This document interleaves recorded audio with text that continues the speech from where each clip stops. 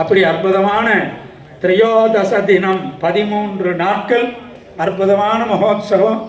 எனக்கு தெரிஞ்சவரையில் ஒரு 3-4 இடம்தான் இந்த 13 நாட்கள் பண்ணுவாங்க. அதிகமாக பார்த்தீங்கன்னா 9 நாள், இந்த 10 நாள் திருவிழா தான் நிறைய பார்த்துருப்பீங்க. ஏன்னா இதற்கு கணக்கே உண்டு. இப்போ ஒரு மாதத்துக்கு ஒரு நட்சத்திர விசேஷம். சித்திரைனா சித்திரை, இப்போ நம்ம பங்குனி உத்திரம் பண்ணுறோம். இந்த உத்திரத்தில் முடிச்சிடுவா, அன்னைக்கு கொடி அரைக்கு முடிச்சிடுவா. இதற்கு நவதின துவஜாரோகணன்னு பேர். ஆனால் நம்மளுக்கு பாருங்கள், பங்குனி உத்திரத்தண்ணி கல்யாணம். அப்போ நம்மளுடைய நோக்கம் என்ன? 13 நாள் உற்சவம். கொடி ஏற்றுறதும் நம்மளுக்கு முக்கியம் கிடையாது, கொடி இறக்கிறதுக்கும் முக்கியம் கிடையாது. ஆனால் நம்மளுடைய முக்கிய நோக்கம் என்ன? பங்குனி உத்திரத்தன்னைக்கு கல்யாணம். இது எந்த கோவில் வழக்கம்? நம்மளுடைய பங்குனி உத்திர உற்சவம் திருவிழா பிரம்மாண்டமான செய்யக்கூடிய ஒரே இடம் காஞ்சிபுரம். இந்த காஞ்சிபுரத்தில் என்ன நடக்குதோ அதன் பிரகாரம் நம்மளுடைய வடகாஞ்சி என்கின்ற இந்த மீஞ்சூரில் இதே போல் நடக்கின்றது. அதனால் இந்த 10 நாள் 10வது நாள் நம்மளுடைய காமாட்சம்பிகைக்கு பங்குனி உத்திர கல்யாண வைபவம்.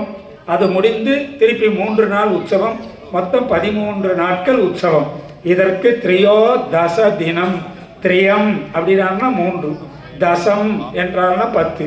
13 நாள் உற்சவமானது அற்புதமாக சில இடத்துல தான் நடக்கும்.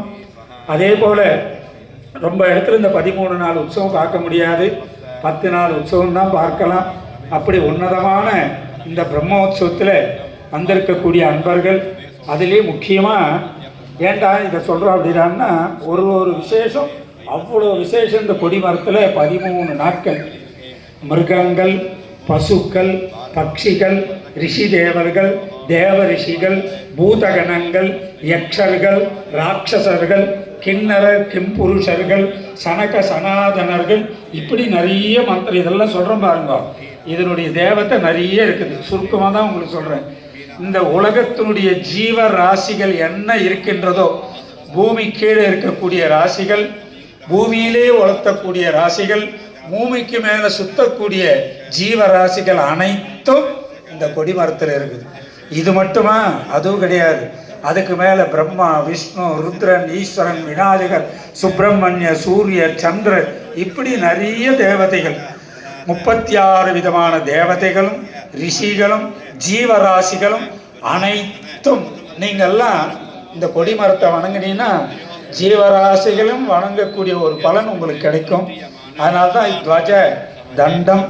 இந்த துவஜ தண்டத்தில் முக்கியமாக பிள்ளை பாக்கியம் இல்லாதவர்கள்லாம் நல்லா பிரார்த்தனை பண்ணிக்கோ. ஏன் அப்படி சொல்கிறோம் அப்படின்னா, இந்த தேவதைகளுடைய நைவேத்தியம், அந்த பலின்னு சொல்லுவார், அந்த நைவேத்திய பலியே விரதமாக இருந்து அதை உண்ணுவதனால உள்ளே ஏற்படக்கூடிய அந்த நிவர்த்திகள் எல்லாம் இந்த அன்னத்தினால, சுவாமி சாப்பிட்ட அந்த ரிஷிகள் அன்னத்தினால உங்களுக்கு அந்த ஏதாவது தோஷம் ஏற்படுமாயின் அந்த தோஷங்கள்லாம் நிவர்த்தியாகி, காற்று வழியாக நிவர்த்தியாகி அந்த இடத்துல கருவானது நிற்கக்கூடிய ஒரு வாய்ப்பு இறைவன் ஏற்படுத்துகின்றார்.